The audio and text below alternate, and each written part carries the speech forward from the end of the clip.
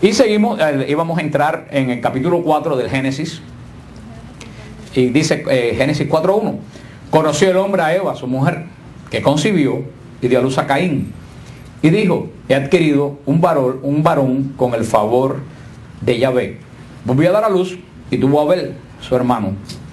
Fue Abel pastor de ovejas y Caín labrador. Aquí tenemos el capítulo 4, con estas pocas palabras como todo de Génesis. Siempre la pregunta que siempre les hago, que se me olvidaba. La Biblia no es un libro de ¿qué?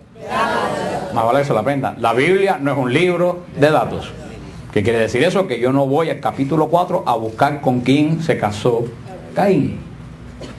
Porque cuando está aquí me pregunta, ¿con quién se casó Caín? Yo digo, esta está más perdida que el hijo de Lindbergh, que jamás en la vida apareció.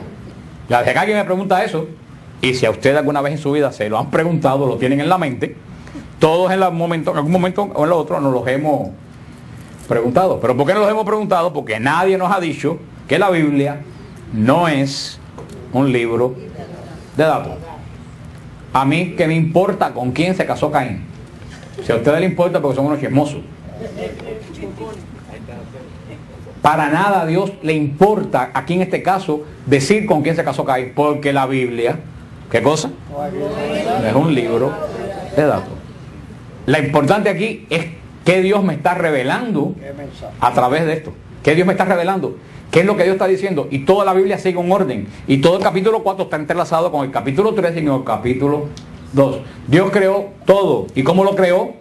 Muy bueno. Y no solo bueno, muy bueno. Lo santificó y se lo dio al hombre. ¿Qué bendición le dio? ¿Cuál fue la primera bendición que le dio al hombre? ¿Cuál fue el mandamiento con bendición? Crecer, multiplicar y llenar la tierra. Fue el primer mandamiento que le dio, es llenar la tierra. Y se lo da en el día sexto, cuando lo crea con las bestias, pero lo está creando ¿para qué día? Para el séptimo. Nosotros no fuimos creados para quedarnos en el estado de bestias, trabajando, comiendo y otras cosas. Estamos y reproduciéndonos. Estamos creados para el séptimo día, que es el día de adoración, de santificación y de bendición. Todo esto, el hombre lo perdió. Lo perdió por obedecer al que no le había dado absolutamente nada, que lo engañó con 3 mentiras, que todo eso lo hemos estudiado. Entonces, todo lo que el hombre recibe al hacerle caso a esta persona, ¿qué cosa es? Muerte, destrucción, división. Vimos todas las cosas que recibieron en esa forma tan bella que lo explica el capítulo 2, y cómo dice que como Dios maldice, que hablamos bien que no es maldición, que es lo que cae sobre el hombre al apartarse del amparo de Dios. Y vemos que es, por supuesto, está la gran promesa, enemistad entre ti y la mujer, hablamos de eso, pero también está lo que cae sobre la mujer, con dolor parirás a tus hijos. Y hablamos la semana pasada que eso no es el dolor físico de parir un hijo. Hablamos que todas las madres saben que más ustedes han sufrido con sus hijos después del parto que en el parto. Eso es lo que el Señor les dice. Lo que para la mujer debía haber sido una cosa de gozo y de alegría, se convierte en ¿qué cosa? En tribulación, en preocupación y en dolor. Al hombre que tenía la orden de... Porque ahí tú te das cuenta que la mujer tiene el don de la familia y el hombre tiene el don del trabajo. Quiere decir que la familia no es trabajo. Vaya que si la familia es trabajo. Pero la mujer le dio el don de la familia, y ningún hombre, por muy bueno que sea, tiene el don de familia. Lo siento en el alma a los hombres que se crean que son femeninos, esos problemas de ellos. Pero ningún hombre es una mamá. Ni el hijo tiene nunca una relación con el padre. Desafortunadamente para nosotros los hombres, el hijo no tiene jamás una relación con el padre como tiene con la madre. Yo no sé si es ese estar los 9 meses en el vientre de... No sé si es el cordón umbilical de que estamos comiendo y respirando por la madre 9 meses. Alguna conexión tiene la mujer con lo creado, que nosotros los padres no lo... Por muy bueno y santo que sea, por mucho que nos quieran. Es una relación que no se puede... Y no se puede explicar. Es una cosa... Yo lo entendí bien cuando se murió mi mamá. Yo sentí que algo mío se había muerto. Cosa que con mucho que yo quería a mi papá, no sucedió con mi papá. Es un don que Dios le dio a la mujer. Y hoy en día muchos de los grandes problemas que tenemos con la familia viene de que la mujer dejó su rol de madre. con la falsa liberación de la mujer, que a la larga no ha sido más que más trabajo para las mujeres. Porque como dijo Edith Stein, otra monja carmelita, se lo he dicho un montón de veces, dice, la mujer, con la liberación de la mujer va a salir de la esclavitud del marido para entrar en la esclavitud del jefe. Punto. Ya no, a mí no me manda mi marido, no, pero te manda tu jefe. Y después tienes que llegar a la casa y hacer las cosas de la casa después. O sea que la liberación, ¿qué es lo único que ha hecho la liberación? Hacer que la madre se vaya del hogar. Y cuando la madre se va del hogar, hermano, hay un vacío tremendo. Desafortunadamente, y es una rueda que nosotros, aunque seamos muy santos y muy buenos, nos hemos involucrado, que ya prácticamente es imposible, como la sociedad ya evolucionando, prácticamente es imposible que los dos, el hombre y la mujer, no trabajen. Prácticamente, por muy santo y muy bueno que sea, es prácticamente imposible, porque el demonio ha ido enredándolo todo de tal forma, y nosotros nos hemos ido enredando, hermano, y la diferencia, los problemas que surgen en la familia, casi todo está en la falta de madre en el hogar. Pero cuando yo salía de un problema, cuando estaba en high school, salía de un problema, yo llegaba a mi casa. ¿Y quién estaba en mi casa? Mi mamá. Y había olor a casa, había olor a comida, había olor a casa. Ahora nuestros hijos salen de la escuela con 1000 problemas y llegan a la casa, ¿y qué se encuentran? Nada. Nada. El internet, que es peor que todo. Ni siquiera olor a comida hay en la... Aunque crean que no, esto es una batalla espiritual muy grande, que nos hemos ido involucrando la sociedad sin darnos cuenta, pero todo esto viene precisamente de todo esto que sucede en el principio. Esto es un don muy sofisticado para terminar con lo que quiso, desde el capítulo 3 y 4, quiso terminar el demonio, que es el sentido de vida y vida que adora. Y al hombre viene la maldición no es del trabajo, porque el trabajo Dios como lo dio como bendición desde el principio, sino que viene el poco deseo de trabajar. El trabajo, que debe ser una alegría, una felicidad, se convierte en ¿qué? En una angustia. Y todos los que están aquí deben saber muy bien de qué cosa yo hablo. Y aquí, en todo esto, vimos que a Adán, ¿qué es lo primero que se le ocurre? Le pongo el nombre a la mujer. La mujer es propiedad mía. Dios no se lo dijo, Él lo hizo porque por las consecuencias del pecado. Ya está en el hueso de mi hueso, es propiedad mía, yo le pongo el nombre. Y en el capítulo 4 dice que el hombre conoce a Eva. O sea, ¿qué es lo que quiere decir? Que el hombre no tuvo relación sexual con Eva hasta después del pecado. Porque el sexo es pecado, no, el sexo era bendición. Crea, multiplica la tierra. Pero como todo después del pecado, todo lo que era santo después del pecado, se ensució. Y vemos que, porque a esto nos parece que es muy largo, pero aparentemente dicen los místicos, los teólogos que todo esto ocurrió en el 7º día. Un día que iba a ser santo, y el hombre lo convirtió en una maldición. Y vemos que en este contexto, que ya no es de santidad, por eso, recuérdense, lo dijimos la semana pasada, que Jesús llama a María continuamente, no la llama madre, la llama mujer. Y vimos que mujer en la Biblia de ustedes está con M mayúscula. María es la mujer, es Eva antes del pecado. ¿Cómo era Eva antes del pecado? Virgen y llena de gracia. María es lo que Eva debió de haber sido. Y vemos que en este contexto de pecado nace el primero de la creación. No el problema, el primero de la creación, el primer fruto de la creación, el primer hombre que nace sobre la tierra. ¿Quién es? Caín. Y una cosa que debió haber sido de una tremenda bendición, nació, la bendición de Dios nace en medio de todo este tormento. Porque todo pecado tiene consecuencias. Y la consecuencia de Adán y Eva se va a transferir a sus hijos. Este hombre que había nacido lleno de gracia, nace lleno de maldad. Esa es la primera consecuencia del pecado. Y Caín, el mayor de los hijos de Adán y Eva, el primer hombre nacido de toda la creación. ¿Qué es lo que quiere? La palabra Caín quiere decir el que forja su propia lanza. El que forja, el que hace su propia... Ya vemos que ya desde que nace con un nombre agresivo. Y nace el segundo hijo, Abel, que en hebreo significa hijo. Abel quiere decir hijo.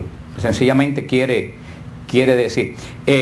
Y vemos que en este contexto nos dice que fue Abel, en el versículo 2, fue Abel pastor de ovejas y Caín labrador. Pasó algún tiempo y Caín hizo a Yahvé una ofrenda de los frutos del suelo. También Abel hizo una ofrenda de los primogénitos de su rebaño y de la grasa de los mismos. Yahvé miró propicio a Abel y su ofrenda, mas no miró propicio a Caín y su ofrenda. Por lo cual se irritó Caín en una gran manera y se abatió su rostro. Aquí viene el gran mensaje que la Biblia nos da. Fíjate que todo esto no es una historia aparte, todo esto viene encajado en todo lo que hemos hablado. Todo lo que era bueno y mejor empieza malo, mal, y remar y peor. Y peor. Aquí comienza toda la historia. Y hay una cosa muy curiosa. Acuérdense, esto está escrito. ¿Para qué mentalidad? Para la mentalidad hebrea. Mentalidad hebrea. Esto hay que leerlo con mentalidad. Es un mensaje revelado con mentalidad hebrea. Y dice que llegó el momento de hacer sacrificio. ¿Y qué? ¿Qué ofreció Caín? Frutos de la tierra. ¿Y qué ofreció Abel? La primicia de su ganado. Desde el punto de vista judío quiere decir esto que a nosotros no nos parece extraño, quiere decir primicia de su ganado. Quiere decir que Abel ofreció lo mejor, lo primero que él tenía, y Caín ofreció cualquier cosa. Primicia, no ofreció cualquier animal. Primicia, ¿qué cosa quiere decir la primicia? Lo primero que a él le nació. Dijo, esto pertenece a Dios. ¿Y qué cosa quiere decir ofrecer lo primero que nace en Israel? Quiere decir, yo estoy dando lo primero que tengo porque yo sé que el resto me lo vas a dar tú. Y eso es lo que pasa cuando tú no tienes dinero y están pidiendo dinero para yo no sé qué hora. Tú dices, la verdad que no tengo nada, pero estos $100 que tengo los voy a dar. ¿Qué es lo que quiere decir? Tú estás dando esos $100 con la seguridad que el resto te lo va a dar el Señor a ti. Eso es primicia. Si tú das después que tienes la alcancía llena, esa seguridad tuya, no es seguridad de Dios. Por eso en Israel se hacía sacrificio de primicia. Y Caín, según la mentalidad judía, tenía que haber dado la primicia. ¿Qué ofreció? Fruto. Entonces, Dios que mira el corazón, no que miró el sacrificio, miró el corazón con que la persona estaba dándole. Si tenía toda su confianza puesta en él, o si tenía toda tu confianza puesta en sí mismo. Y desde aquí comienzan ya los dos tipos de personas de la creación. Hasta aquí sí se divide toda la creación, y vamos a ver que después más adelante nos va a dar una genealogía de Caín y una genealogía de Abel. Aquí se divide. ¿Qué dos tipos de personas? Las personas que confían que su futuro está en manos de Dios, y los que confían, esto lo resuelvo yo y yo soy el que tengo que resolver todos los asuntos sin contar con nadie. Esa es la actitud de Abel y la actitud de Caín. La actitud de Abel, ¿qué va a dar en tu vida? Bendición. La actitud de Caín, ¿qué es lo que va a dar en tu vida? Sufrimiento y muerte.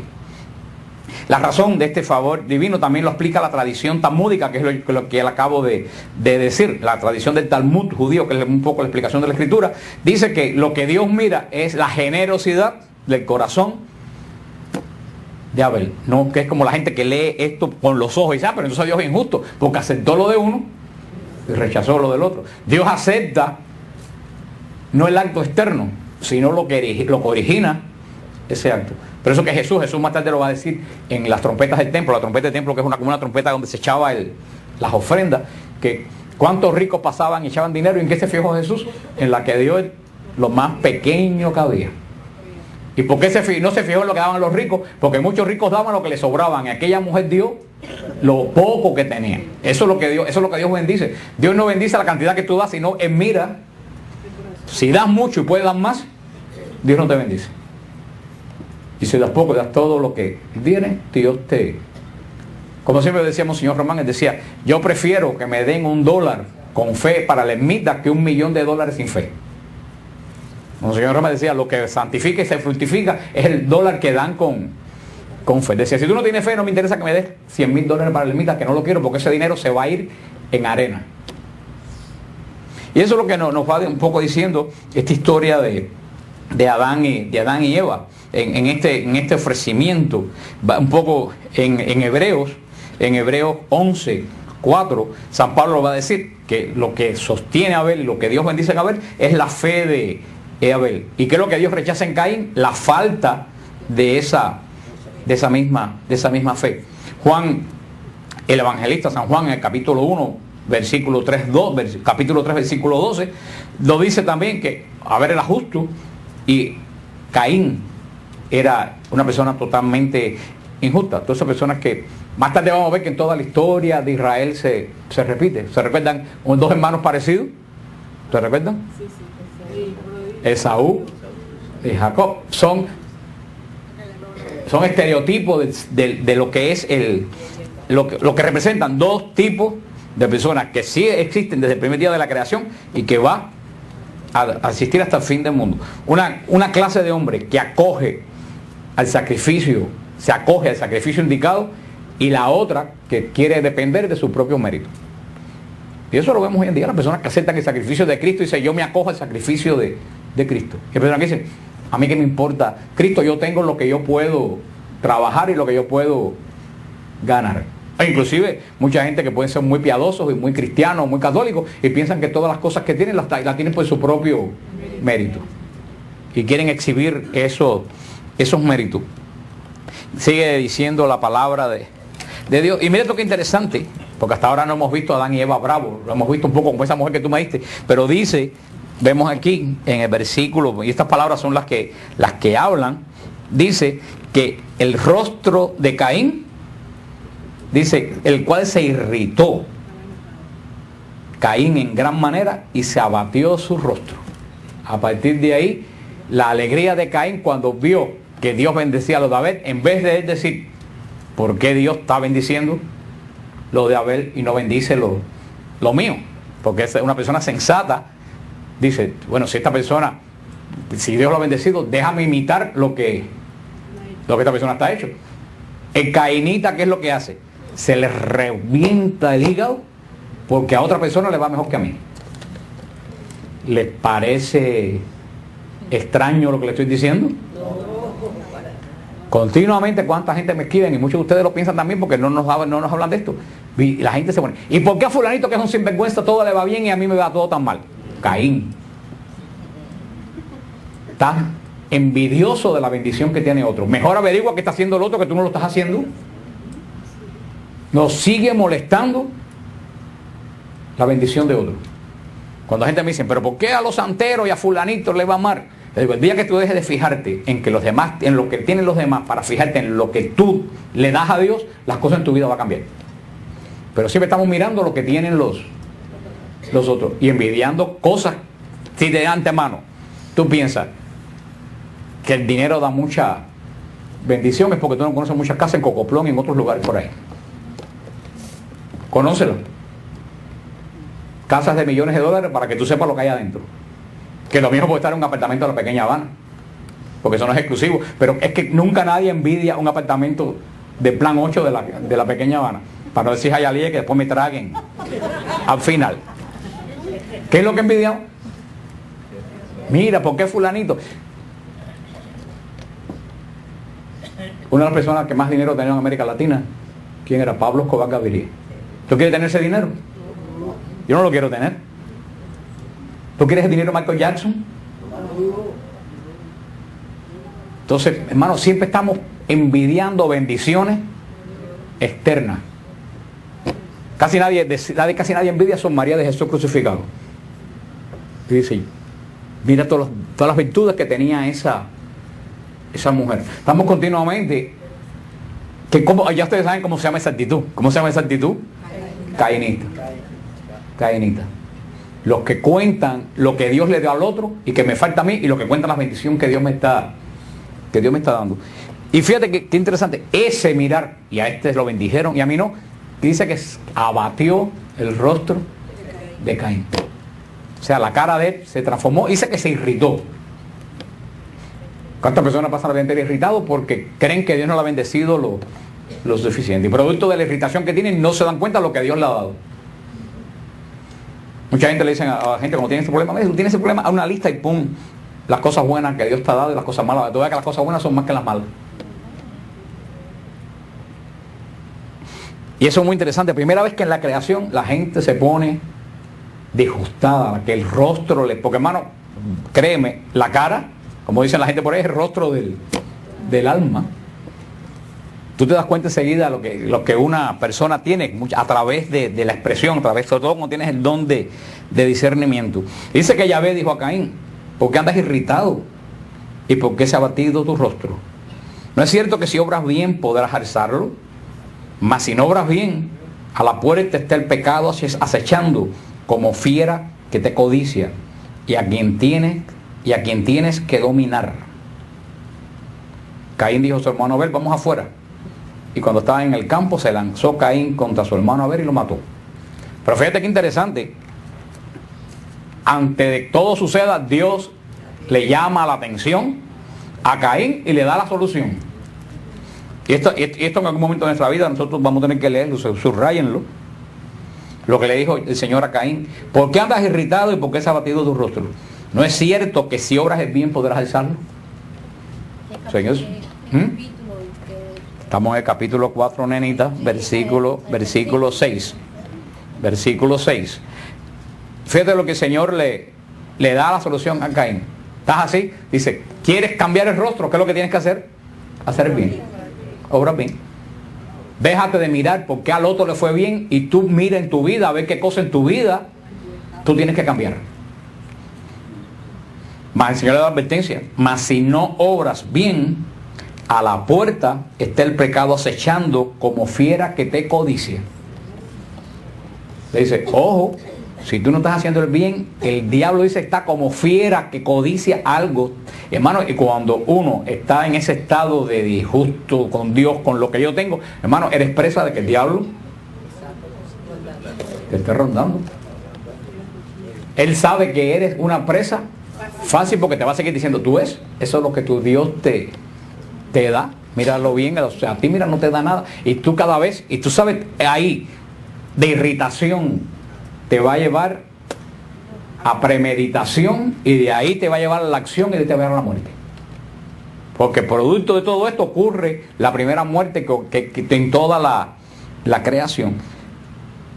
En vez de Caín aceptar esta reconvención de Dios y decir: tengo que mirarme a ver qué es lo que me está pasando. Amén. ¿Tú sabes de quién pensaba Caín que era toda la culpa de lo que le estaba pasando? De Abel. La culpa la tiene Abel. Hermano, eso nos sigue pasando a todos nosotros. Yo no soy yo, es que fulanito me está haciendo la vida de esta. Ni fulanita ni fulanito. Eres tú. Eres tú, tienes que meterte dentro y decir: ¿qué en mi vida? ¿Por qué es lo que me tiene a mí abatido? No busquen en el marido, ni en la esposa, ni en los hijos. Busca. Muchas veces la gente que te rodea son reflejos de ti mismo. Y dice que le dijo: vamos afuera.